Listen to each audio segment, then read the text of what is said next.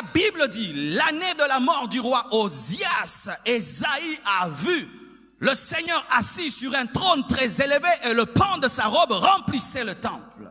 Quelle coïncidence! C'est quand Osias le roi meurt qu'Ésaïe voit.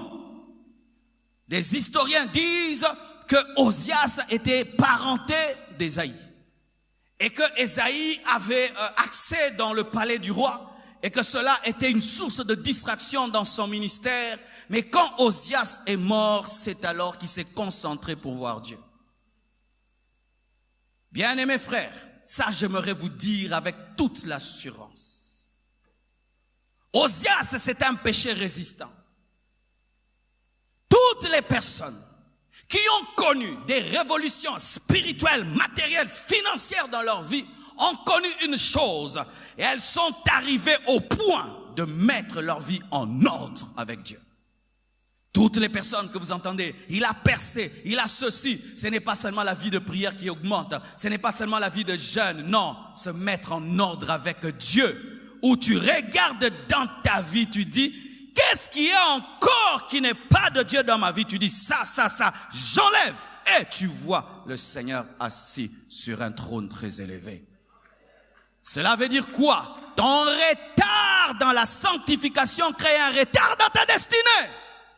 C'est toi-même qui es le sorcier de ta vie. Je vous dis, tue Osias et tu verras. Tue Osias et tu verras. Enlève le péché résistant de ta vie et ta destinée sera claire et tu iras vite. Frères et sœurs, j'aimerais vous dire la vérité. Le problème n'est pas au niveau de Dieu. Le problème est à notre niveau. Et sachez que dans le domaine spirituel, on ne triche pas. S'il y a un péché, il y a un péché. Vous savez, le miroir, un vrai miroir, c'est parmi les choses les plus honnêtes de la terre, le miroir. Le miroir ne ment jamais. Quand tu te tiens devant un miroir, hey, vrai faux.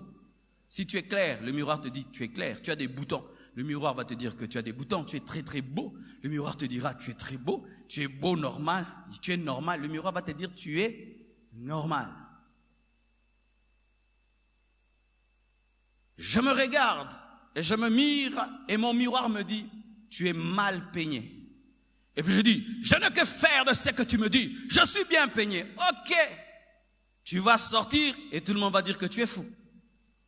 Tu te mires et le miroir te dit, ah, tu as vraiment la concordance du drapeau du Zaïre. Rouge, jaune, vert.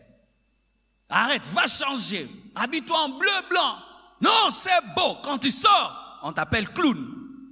Pareil aussi, quand tu entends la parole qui te révèle ton défaut, même si tu fais semblant, quand tu sors, les démons disent que tu es un clown.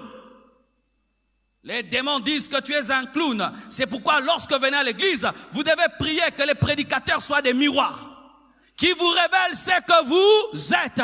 Mais il y a des mauvais miroirs, on les met souvent dans les manèges pour faire rire les enfants. Certains miroirs te grossissent, d'autres t'allongent, d'autres se te changent, ça fait rire. Si vous voulez to banda ko sekisa kabino ke boza bien, to ko maba clown, ndeko ko pamba mateli sumuno anoko kende liboso nzamba ndingio mingi.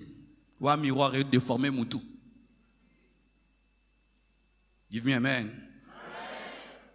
C'est la vérité qui est le miroir.